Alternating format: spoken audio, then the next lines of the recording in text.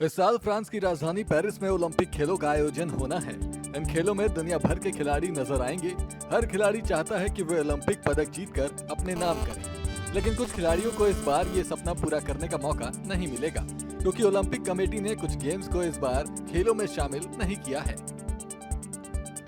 बता दें कि खेलों के महाकुंभ के शुरू होने में अब ज्यादा दिन नहीं बचे हैं। 26 जुलाई से ओलंपिक खेलों की शुरुआत हो रही है।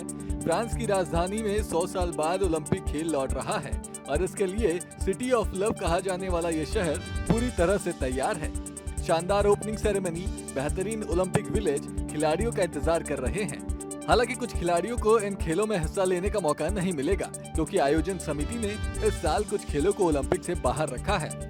इंटरनेशनल ओलंपिक कमेटी इस बात का फैसला करती है कि किन खेलों को जगह दी जाएगी और किन खेलों को नहीं।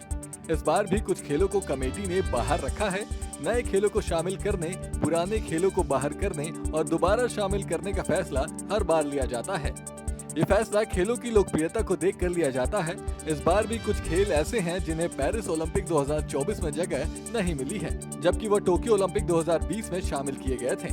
इसमें सबसे पहला नाम आता है बेसबॉल गेम का। पेरिस में होने वाले ओलंपिक खेलों में बेसबॉल को जगह नहीं मिली है।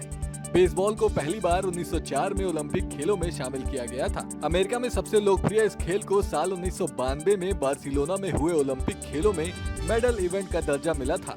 समर में होने वाले ओलंपिक खेलों में बेसबॉल खिलाड़ियों को अपना देश के लिए खेलना मुश्किल होता है और इसी कारण अमेरिका में खेले जाने वाली मेजर लीग बेसबॉल है।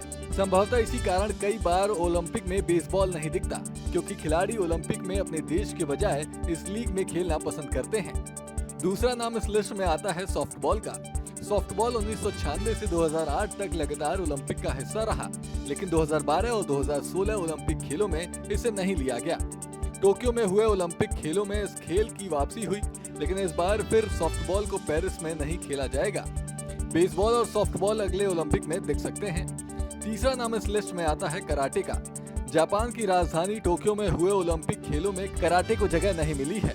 यह इन खेलों का डेब्यू ओलंपिक था। इन खेलों में 80 कराटे खिलाड़ियों ने हिस्सा लिया था, लेकिन पेरिस ओलंपिक में एक बार फिर कराटे नदारत है। इस फैसले से हालांकि काफी हैरानी हुई, क्योंकि कराटे को फ्रांस में काफी लोकप्रिय माना जाता है। ऐसे में इन 3 खेलों को पेरिस ओलंपिक में जगह नहीं मिली है। ऐसे में देखना होगा कि अगले ओलंपिक में क्या इन खेलों को जगह मिल पाती है या फिर नहीं।